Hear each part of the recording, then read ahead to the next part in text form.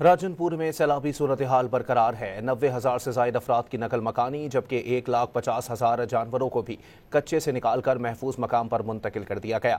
مزید جانتے ہیں ڈان نیوز کے نمائندے قمر فہیم سے۔ فہیم، بتائیے کہ راجنپور میں اس وقت نقل مکانی کی کیا صورتحال ہے؟ جی بالکل، راجنپور دریائے سندھ میں بڑے سیلاب کے خطرے کے باعث انتظامیہ الرٹ ہے۔ اس حوالے سے کتنے لوگوں کا انخلاء ہوا اور کتنے مواضعات زیر آب آ سکتے ہیں، ہمارے ساتھ اس وقت موجود ہیں ڈپٹی کمشنر راجنپور، ان سے ہم بات کریں گے۔ سر بہت شکریہ ٹائم دینے کا۔ یہ بتائیے گا سر، کتنے لوگوں کو نکالا جا چکا ہے، کون کون سے علاقے زیر آب آ سکتے ہیں اور کتنا پانی ایکسپیکٹ کیا جائے؟ Thank you very much. Rajanpur بنیادی طور پہ پنجاب کا آخری ضلع ہے ٹورڈ سندھ اینڈ بلوچستان۔ ہمارے ہاں مین تو ہے دریائے سندھ، لیکن دریائے راوی، دریائے ساتلج اور دریائے چناب کا جو پانی ہے وہ پانچ ند سے آگے آ کے نا وہ اس دریائے سندھ کا حصہ بنتا ہے۔ ایک جو فلڈ کا راؤنڈ ہے وہ ہم نے فیس کر لیا ہے، جو دریائے سندھ کا تھا۔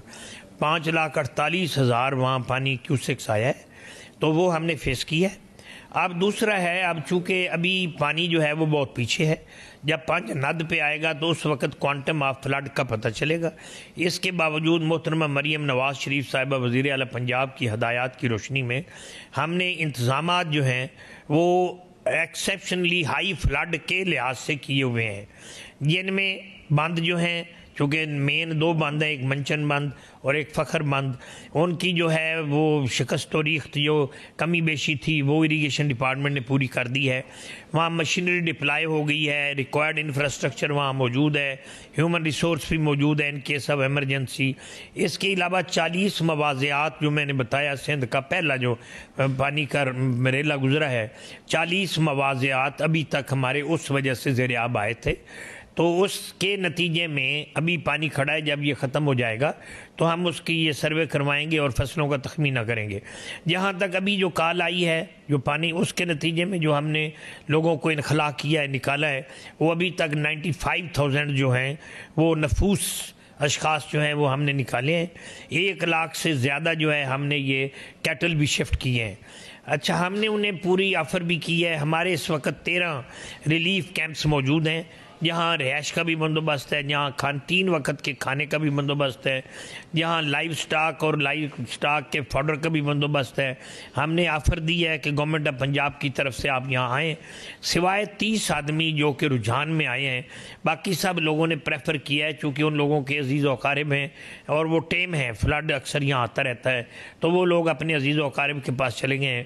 اب آپ کے توسط سے اور وساطت سے میری دوبارہ عوام سے گزارش ہے کہ اگر کوئی اکا دکا رہ گیا ہے، 11 22 کی کشتیاں ریپیٹڈلی دریا کے اندر جا رہی ہیں تاکہ ان لوگوں کو باہر لایا جائے، اور وہ لا رہی ہیں، اور میری ان عوام سے گزارش ہے کہ وہ ایک تو باہر آئیں، ہماری کشتیاں موجود ہیں۔